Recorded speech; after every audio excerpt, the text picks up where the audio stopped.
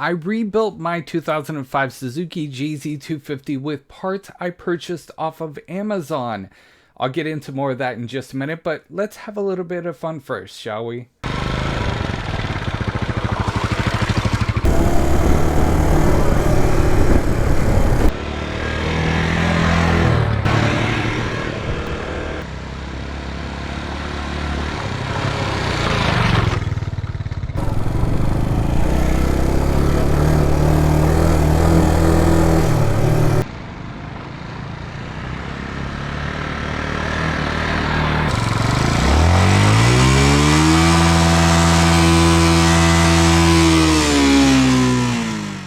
So obviously I've been having a lot of fun with my 250 ever since I rebuilt it myself. And a lot of people ask me, why would you even care about the bike? Why wouldn't you just sell it? It's only a 250. You have a Road King, you can get a different bike. Honestly, for me, this bike holds a special place in my heart. I don't know if I'll ever get rid of it. And also, it's a lot of fun.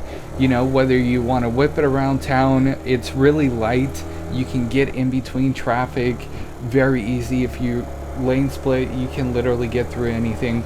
And it's just a blast. I heard somebody say one time, it's a lot more fun to ride a slow bike fast than a fast bike slow. And I definitely agree with that, because I gotta tell you, you know, I do have my Road King, and that thing's a beast. It's really fast compared to my 250, obviously.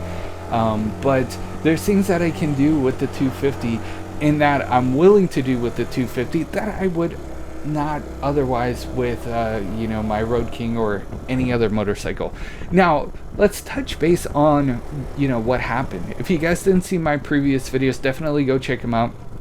But basically, the valve broke off into the piston, smashing the whole you know, middle to top end of the engine. So I found a piston in the master cylinder on Amazon. I purchased that. It was about $100. It wasn't bad. I bought all the seals, I bought all the gaskets, and I actually was lucky enough to find somebody on Facebook Marketplace to you know, purchase the top end with the valves complete and ship it to me. So that's what I did. It took a while to get everything together, and you know, as I was waiting for parts, I was still working on it. And I honestly am not a mechanic. I just did this on a whim. I get tired of the bike sitting for almost a year, and I said, you know what, I'm just gonna start working on it myself. I watched once I found out what was wrong with it, I watched some guy on YouTube. He rebuilt his motorcycle because he wanted to go from like 250 to 300, which I don't recommend. This bike, you know, the 250 is pushing it. At the end of this ride, I actually lost some bolts because the engine vibrates so much. But with that being said, I watched his video. It's fantastic, by the way. He goes through detail, and there's like 5 videos that he uploaded of rebuilding the engine. I didn't take the engine off of the frame. He did. I just worked with it on there, but I watched everything a couple of times through. I did my homework. I studied the owner's manual as well to find out what you know, what to torque all the nuts and bolts to without stripping things. That was like my biggest fear, was like I was gonna strip a major part and then I was gonna be completely screwed. But I took my time and I rebuilt it, and it's amazing. You know, before I had a weird idle problem with the bike where, you know, the bike would warm up and I would take it off choke and I would go ride it around, and then I would get to the light and I'm not pressing nothing, not doing anything, and then the bike would all of a sudden idle really high, or it wouldn't idle enough to where it stalls out. And I had the carburetor looked at. In fact, I rejetted the carburetor. I put a new bushing in. I did a bunch of stuff to try to solve that problem. But I gotta tell you, once I rebuilt the engine, it must have been the valves, because once I rebuilt the engine and put everything back together, there's no idle problem whatsoever at all. and I didn't touch the carburetor when I rebuilt it. The only thing I did was just clean it because it's been sitting, but I had already rejetted it. I had already done everything to the carburetor, so just wanted to give you that quick piece of advice.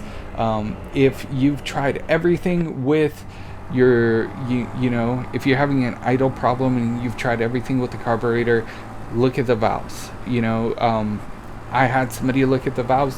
They adjusted the top end of the valves, but what honestly was a problem for me was the bottom end of the valves sticking.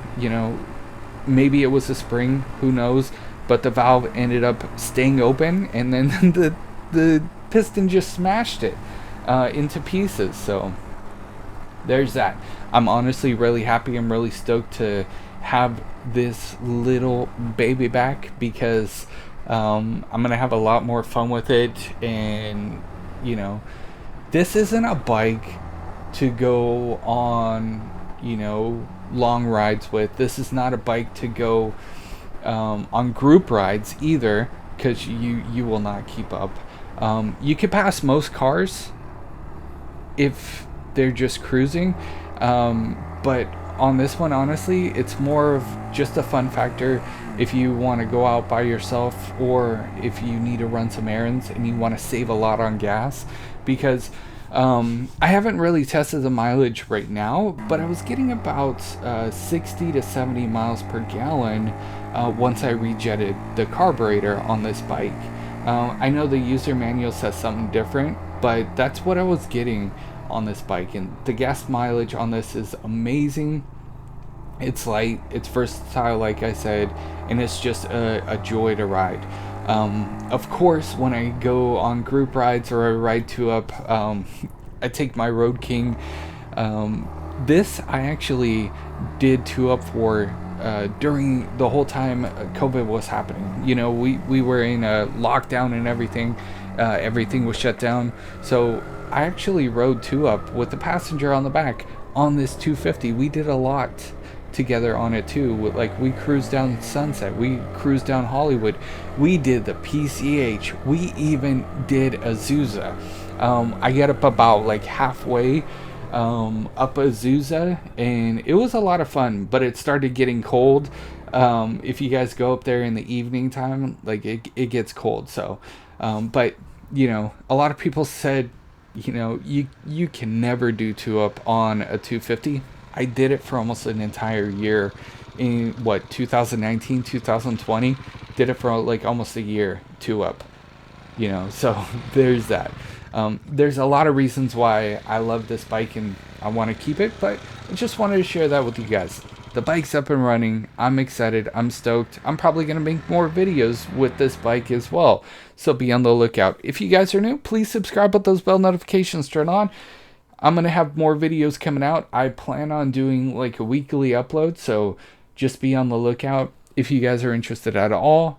Thank you so much for watching, and I will see you guys in the next one. You guys are freaking awesome.